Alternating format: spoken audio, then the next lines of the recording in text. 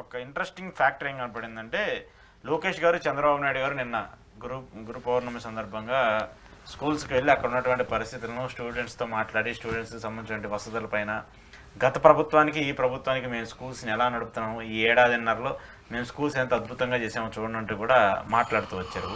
So ఈ comparison చూసినప్పుడు YCP ఏమో దాన్ని కౌంటర్ ఇస్తూ వస్తుంది. జగన్మోహన్ రెడ్డి తెచ్చినటువంటి బెంచీలు, జగన్మోహన్ రెడ్డి తీసుకొచ్చినటువంటి డిజిటల్ క్లాస్ రూమ్లకు వెళ్ళి మేము తెచ్చామని ఎలా చెప్పుకుంటారని చెప్పేసి మాట్లాడుతుంది. దీన్ని రాజకీయంగా ఎందుకు చూస్తున్నారు? ఇక్కడ నేను చంద్రబాబు నాయుడు గారు ఏం మాట్లాడారు, తల్లికి వందనం అనేది నారా లోకేష్ గారి ఆలోచన అన్నారు. అసలు ఏమన్నా ఉందా? అంతకుముందు ఇచ్చారు కదా. అంతకుముందు అమ్మఒడి జగన్మోహన్ రెడ్డి గారు ఇస్తే వీళ్ళు ఏం మాట్లాడారు, అమ్మఒడి నాన్నకి బుడ్డి అన్నారు. అన్నది ఎవరు? లోకేష్ గారు. ఆ అమ్మఒడి ఇస్తే ఆంధ్రప్రదేశ్ శ్రీలంక అయిపోతుంది, వెనిజువేలా అయిపోతుంది, అప్పుల పాలు అయిపోతుంది, అధోగతి పాలు అయిపోతుంది మాట్లాడింది ఎవరు? వీళ్ళందరూ అమ్మఒడికి వ్యతిరేకం. ఆ అమ్మఒడిని కాపీ కొట్టి ఈ రోజున ఆలోచన నారా లోకేష్ అని చెప్పుకుంటున్నారంటే, నేను కూడా చెప్తున్నాను, తెలుగుదేశం వాళ్ళు సొంతంగా చేసింది ఏమీ లేదు. ఎన్టీ రామారావు గారి పక్కన పెట్టిస్తే చంద్రబాబు నాయుడు చేసేదేమీ లేదు. ఎవరో బిడ్డకి నేను తండ్రిని చెప్పుకోవడమే, ఎవరో పథకాలకి తన బ్రాండ్ వేసుకోవడమే చంద్రబాబు నాయుడుకి తెలుసు. సో అటువంటి అంటే జనాలు నవ్వుకుంటున్నారు.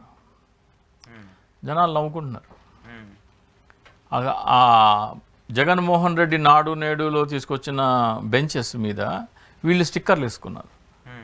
ఆ స్టిక్కర్లు చెరిపేస్తే పోతున్నాయి. ఆ స్టిక్కర్లు కూడా నీళ్లు పెట్టి చెరిపేస్తే పోతున్నాయి. అది చూపిస్తున్నారు కార్యకర్తలు. నాడు నేడు అనేది అది ఎంబోజ్డ్ ఉంది. దాని మేము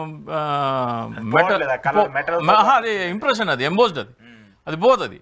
ఆ బెంచ్ ఉన్నంత వరకు అది అలాగే ఉంటుంది.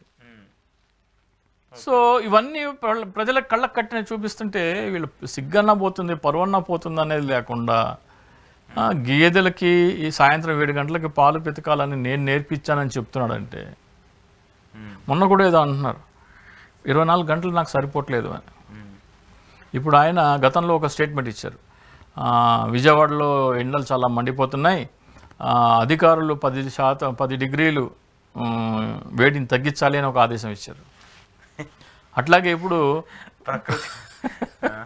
భూమికి కూడా ఆదేశం ఇస్తారు, నాకు 24 గంటలు సరిపోవట్లేదు, నువ్వు కొంచెం స్పీడ్గా తిరుగుతున్నావు, 36 గంటలలాగా స్లోగా తిరుగు, నేను 24 గంటలు పనిచేసి మిగతా రెస్ట్ తీసుకుంటానని భూమాతకు కూడా ఆదేశాలు ఇచ్చిన చంద్రబాబు నాయుడు మీరు ఆశ్చర్యపోవాల్సిన అవసరం లేదు.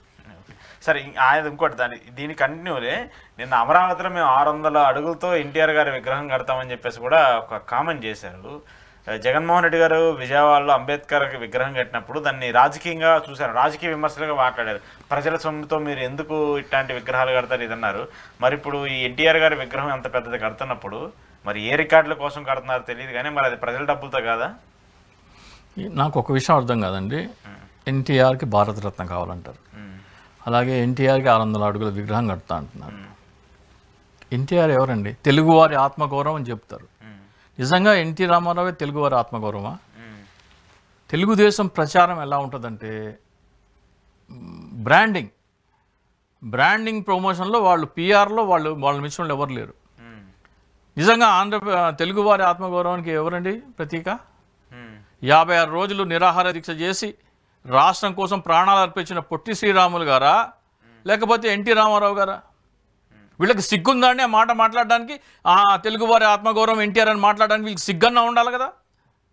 పొట్టి శ్రీరాములు కాలి కోటి సరిపోతారండి ఎన్టీ రామారావు?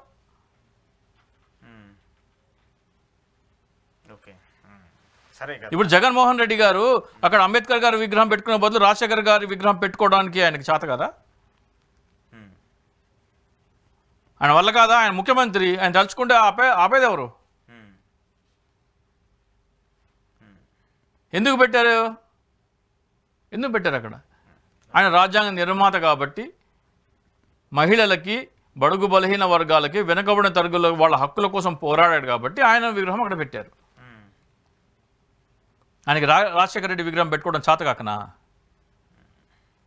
కాదు కదా. సరే, సో నేను ఒక విషయం అయితే క్లియర్గా చెప్దాం అనుకుంటానండి. ఎన్టీ రామారావు గారు అయితే ఆయన ముఖ్యమంత్రి కొన్ని మంచి పనులు చేశారు, కాదని అంటలేదు. సో ఆయన తెలుగువారి ఆత్మగౌరవానికి ప్రతీక అంటే నేనైతే ఒప్పుకోనండి.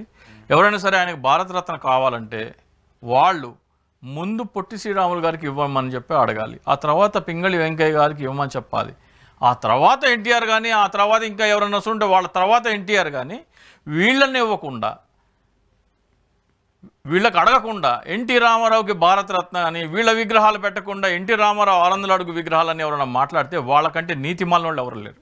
ఓకే ఓకే ఓకే చూద్దాం మరి రాబోయే రోజుల్లో ఈ పరిణామాలు ఎలా ఉంటాయి ఏంటనేది కూడా. థ్యాంక్ యూ రాజశేఖర్ గారు, థ్యాంక్ యూ వెరీ మచ్. నమస్తే. ఇది చింతా రాజశేఖర్ గారితో ఈరోజు స్పెషల్ ఇంటర్వ్యూ చూస్తున్నానండి ఈ హార్టీ.